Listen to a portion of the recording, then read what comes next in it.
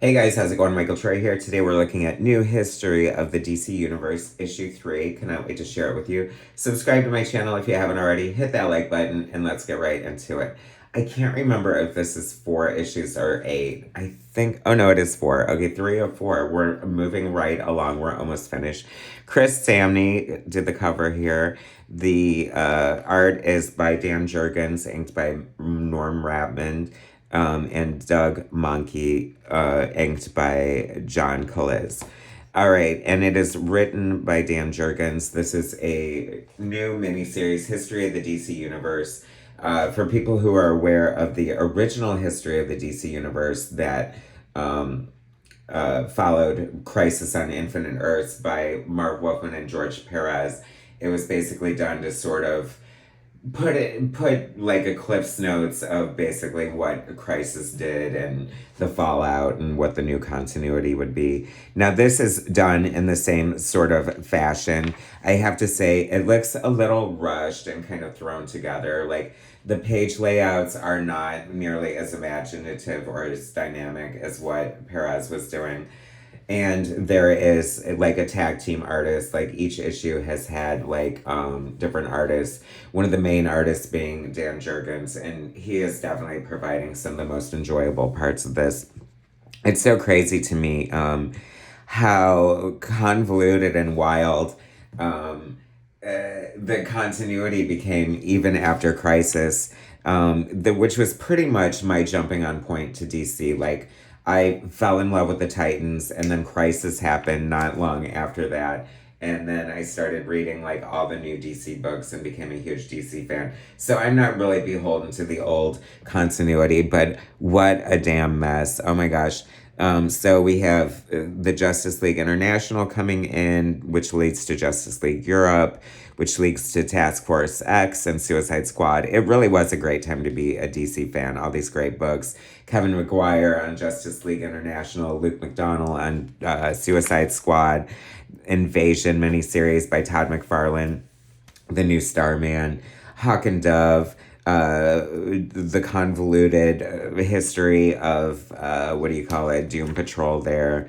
Then like, why on God's green earth does, like, I don't know, the horrible things that Joker's done just on this page alone, from crippling Barbara to killing Jason Todd, to then after No Man's Land murdering Gordon's wife. Oh my gosh, like take him out. Like the fact that he's allowed, like he should at least be, I don't know, whatever. Batman should handle that. I know, we wouldn't have anything without it, but it's just crazy to me. Wave Rider, barely remember that. I have Jesse Quick. This is such an encapsulated version. I have to say, like, I don't know, the art is okay. Like I said, for nostalgia reasons and being a good, solid, just competent comic book artist, I do like what Dan Jurgens is bringing here. Doug Mahnke has always been very stylized. I forgot the book that I feel like it was called Damage or something that he got his big start on. But then he became like a Superman artist, and he's been a DC player for decades and decades. So it is kind of good to see him on here. He's never been one of my favorite artists. He's very good, and like there's nothing wrong with it, but aesthetically it's just a little ugly to me, and that's just a personal style choice. I'm sure there's plenty of Monkey fans out there, and I do like have mad respect for him. There was a lot of a lot of attention, 2 pages for the Static Universe here, and its involvement, the introduction of Hitman and Impulse, Kyle Rayner, Evil on again, off again, Parallax. Did not love how this, like, certain elements of this are very cheesy in a way. I mean, the identical grins on their faces here, I don't know. But otherwise, like, I don't know how necessary this is. Like, in a way, I see people complaining about how the decision was made to make certain things canon and other things not, and blah blah blah blah blah. I'm not like a continuity whore. Like I think it's a damn mess. I think a crisis should have never happened. In a way, I think it caused more problems than it solved, and I think even the people who made it might agree with me. Just leave well enough alone. You know what I mean? Now it's like you have to answer for everything and move forward. Don't look back. I mean, I realize the past and continuity is hella important, um, as it should be, but that's why I think I'm enjoying more things like Absolute and just like the Black Label and the Elseworlds and stuff because you don't have to be mired by all the continuity. Supergirl, gosh, I realize it's so funny because I always think of DC as like Marvel Light, and I'm so wrong. Like, I always think of them as bright and happy, sunny superheroes, like goody two shoes, blah, blah, blah. And it is so dark, the stuff that they have put these characters through. Secret Identity Crisis by Brad Meltzer, one of the worst stories ever. I hated everything that happened in it. At the time, I thought it was good, but retroactively, it's just like some high profile writer trying to come in to be like controversial and write this, grippy, edgy story and just like shat all over the superhero community at the same time. And, like the longtime fans. I mean, it was just icky, gross, and completely unnecessary.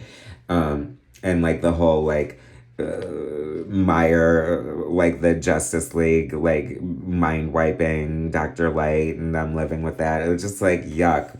Sorry to say. What is this? Shadow Pact? Is that what they were called? Yeah, the Bill Welling vehicle, Secret Six. I mean, it is so crazy. Remember when Michael Turner was on Superman, Batman, and Darkseid brought back Kara Zor-El? I mean, that was a little crazy in a way. I don't know. But, do I love everything DC's done? Not really. I mean, do I hate it? Of course not.